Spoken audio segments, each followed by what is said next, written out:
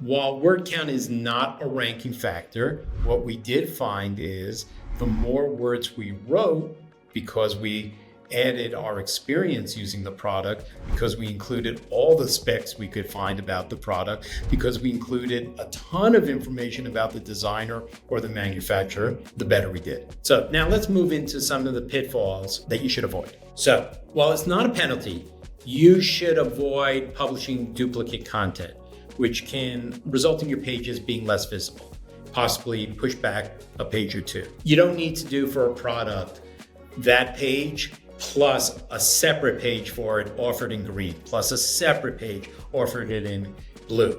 Do it with the options on that one page of it's offered in blue, it's offered in green, it's offered in yellow.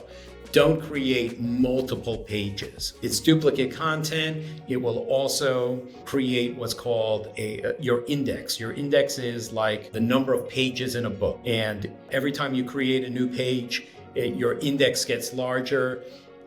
It's not a good thing. You want to have an index that's really tight, that doesn't have extraneous pages. So don't keep publishing duplicate content.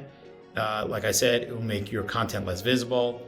And the truth is, it will have you on page 3 and no one's looking on page 3 except for maybe like an ex who's cyber stalking you. So what is duplicate content? Duplicate content generally refers to substantive blocks of content within or across domains that either completely match or other content or are appreciably similar. Mostly, this is not deceptive in origin. So that's a pretty good explanation of what duplicate content. In fact, it's going to be as good a definition as duplicate content. How do I know? Because it's duplicate content. Took it directly from Google. Okay, so I can't imagine any of you would actually purposely create duplicate content, but where it gets tricky is product descriptions, right? Like I said, you're offering the same description, but you're now saying it's in blue. I actually have a client who sells home furnishings, and sometimes they'll have the pillow in blue, in yellow, in green, in red, and it's like, no, one page with those different colors. Same thing with the chandeliers, the lighting fixtures, they said, like it's in brass, it's in copper. No, don't do duplicate content. And I know that none of you would sort of willingly do that. It would be accidental. So, like I said, never post duplicate content. Also, avoid like long quotes or product descriptions that you see elsewhere.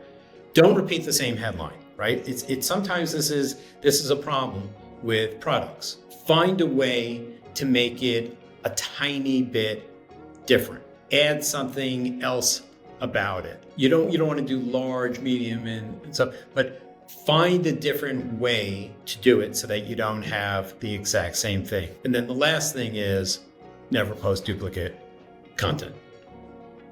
See what I did there? Okay. Another potential pitfall is what Google terms thin content.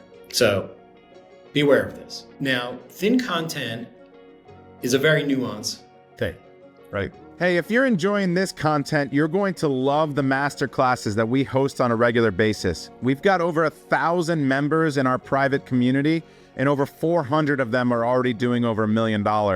We regularly host masterclasses with hundreds of students, and you can find out more below. Join us.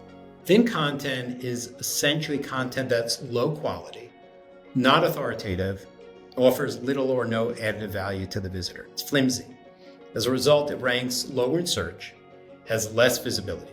So thin content is probably the biggest mistake on the web. It's what hurts companies the most. And when Google does have these algorithmic updates during the year, this is where people get slaughtered. So Google doesn't ascribe like a word count to thin content. A lot of tools out there will tell you, oh, you haven't written enough words. If you see that, run for the hills. But what I can tell you anecdotally, and from a company that published a lot, one of my companies, we did fare better when we wrote things that had, and again, I'm just going to give you an arbitrary number, when we posted, let's say, descriptions with 400 words or more, compared to when we wrote descriptions with, let's say, 80 words.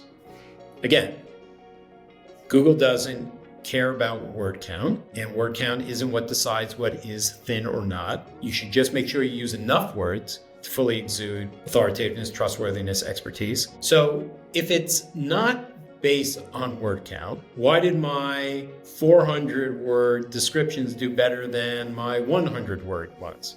Well, I'll tell you why. Because after analyzing it and seeing that we had more visibility with the ones that had 400 and more traffic and ultimately more revenue, what we realized was that the pieces in which we had 400 words, we actually took more time. We put more effort in it. It had just more information. It really just comes down to information. It comes down to, for you, it's specs, it's product details, it's also at times that first E, that experience, someone's experience using the product. The more that you can put into your description about the product, the better you're going to do. And so while word count is not a ranking factor, what we did find is the more words we wrote, because we added our experience using the product, because we included all the specs we could find about the product, because we included a ton of information about the designer or the manufacturer, the better we did. And in fact, I'll say that that was one of the impetuses for me to build my software. The main idea of building the software was to find more information about a product, more specs, more about the designer, more about the manufacturer. And the more that we can layer in when we do product descriptions, the more robust our content is. It's the opposite of this thin content. It's robust content. And like I often say, you don't need to win the internet. You just need to beat your competitors. So if you have more robust content descriptions, for instance, about a product than your competitor, you will outrank them in search.